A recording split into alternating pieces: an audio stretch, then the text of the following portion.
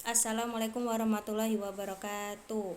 Nama saya Nisa Nur Aziza, kelas 12 IPA. Saya akan mempresentasikan tentang 4 maqadirullah yang diukukan dengan sikap ikhtiar dan tawakal. Nah, 4 maqadirullah. Yang pertama, ketika diberi nikmat oleh Allah supaya bersyukur. Yang kedua, jika dikodar salah supaya bertobat. Yang ketiga, bila diberi cobaan supaya bersabar. Yang keempat, bila ditimpa musibah supaya istirja.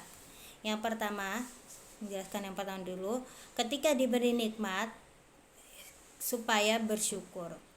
Allah telah memberikan banyak nikmat ya, kepada kita, baik itu nikmat sehat, bisa melihat, bernafas dan sebagainya.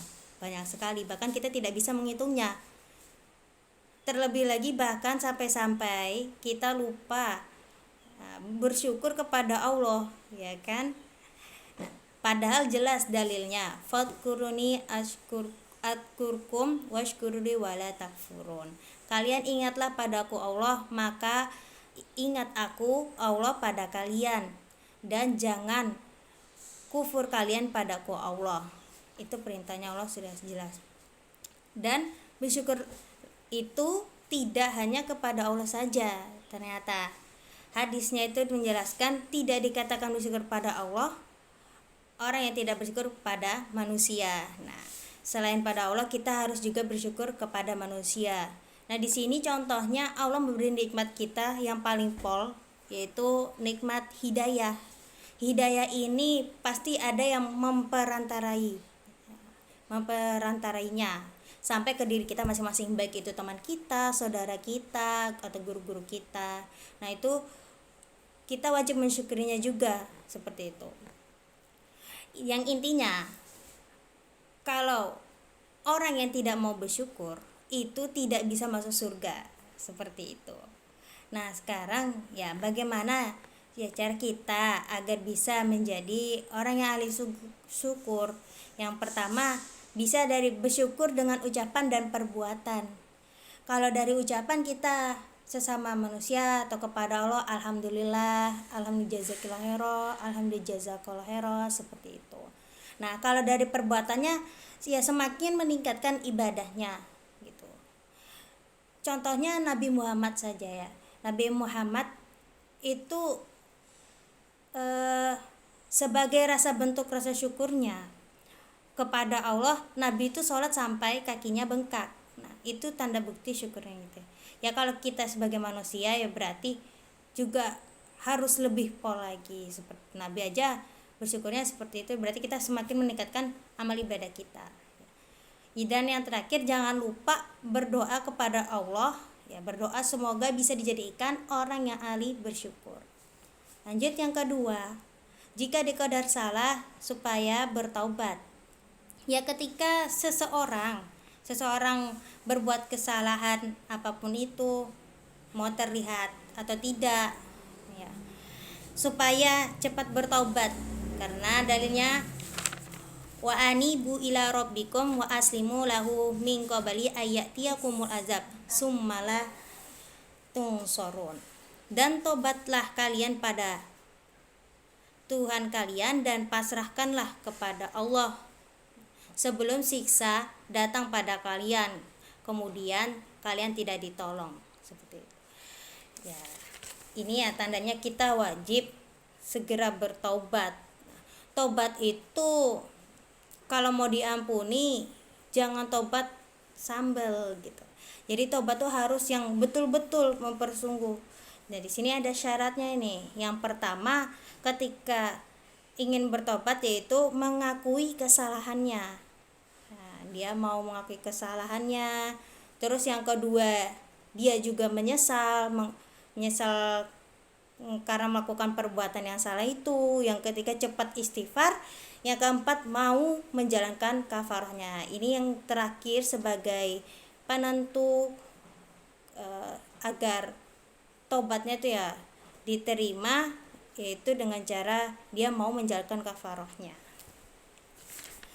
Ya, kalau ikhtiarnya kita ya, kalau misalnya melakukan kesalahan itu ya cepat istighfar, minta ampun. Kalau sesama manusia berarti minta maaf kepada manusia. Kalau hubungannya dengan Allah ya berarti cepat tobat ya, minta ampun pada Allah. Terus tidak mau berjanji tidak mau mengulanginya lagi, menyesal ya.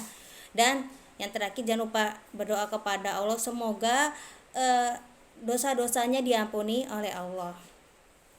Yang ketiga, ketika diberi cobaan, nah supaya bersabar. Cobaan itu adalah sesuatu yang menimpa seseorang, baik itu menyenangkan ataupun tidak menyenangkan. Tujuannya itu untuk menguji keimanan seseorang. Apakah seseorangnya itu imannya lemah kah, kuat kah, seperti itu. Kalau sabar itu ialah berpegang teguh pada kebenaran apapun jadinya, maupun itu cobaan baik atau jelek. Contohnya ya cobaan baiknya, Allah kasih cobaan baik tuh diberi harta yang berlimpah gitu. Nah, itu termasuk cobaan ya, tapi yang baik. Tergantung dari orangnya itu. Kalau orangnya itu bisa menghandle, maksudnya bisa mengolah hartanya buat sodako, infak, nah berarti dia lulus cobaannya seperti itu. Kalau ternyata diberi harta yang banyak kayak gitu malah kok nggak mau sodako, nggak mau infak, nah itu yang perlu ditanyakan seperti itu. Terus kalau contohnya cobaan yang jelek, contoh ya contoh kita dituduh mencuri padahal kita tidak melakukan mencuri itu. Nah, itu termasuk cobaan yang jelek kan buat kita. Ya sudah, kita terima aja. Kita enggak usah ngurus lo. Kenapa sih? Padahal bukan saya yang melakukan, bukan seperti itu. Nah, malah itu bagus. Ketika Allah beri cobaan yang jelek, berarti kita antisipasi, introspeksi diri. Untuk kedepannya kita tidak boleh jangan sampai saya atau kita melakukan sesuatu yang tidak baik, contohnya mencuri itu, seperti itu. Kalau mau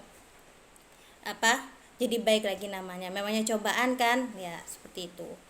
Terkadang apa yang baik menurut kita ternyata oleh Allah nggak baik untuk kita gitu.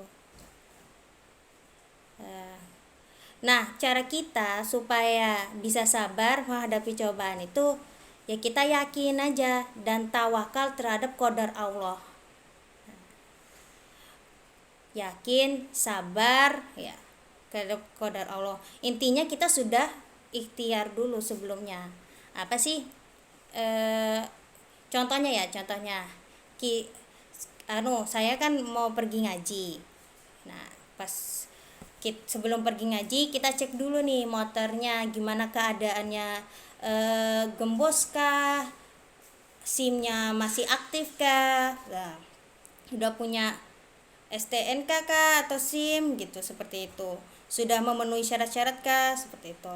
Ikhtiar kita seperti itu, maunya seperti itu, tapi ternyata ujuk-ujuk pas di jalan ternyata bannya kempes atau kecucuk paku, akhirnya bannya gembos lagi, ya mau nggak mau jadinya terlambat pergi pengajian, seperti itu termasuk cobaan yang menurut kita jelek, tapi itu termasuk qadar dari Allah, sudah termasuk qadar dari Allah. Yang penting kita sudah usaha, udah ikhtiar sebelumnya, kita maunya tujuan kita ya cepat tepat waktu sampai di tempat tujuan, ternyata di tengah perjalanan seperti itu ya tidak apa-apa. Ya tetap sabar karena Allah kan bersama orang-orang yang bersabar.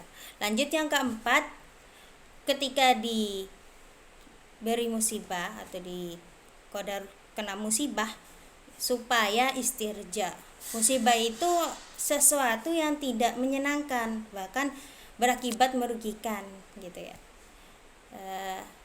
Kalau kita tertimpa musibah ya kita supaya berdoa mengembalikan semua itu hanya milik Allah. Ingatkan, mengembalikan semuanya kepada Allah, berdoa pada Allah, meningkatkan amal ibadahnya kepada Allah. Dan yang paling terakhir yaitu introspeksi diri. Nah, apa ya yang selalu kita kok kita sampai di qadar sama Allah kena musibah apa ya, seperti itu ya, karena itu semua terjadi atas kehendaknya Allah, sebagai peringatan pada manusia, pada Allah, biar nggak lupa sesekali Allah kasih kita musibah seperti itu. Sekian presentasi dari saya. Bila ada salah kata, saya mohon maaf yang sebesar-besarnya. Akhirul qouli hadza.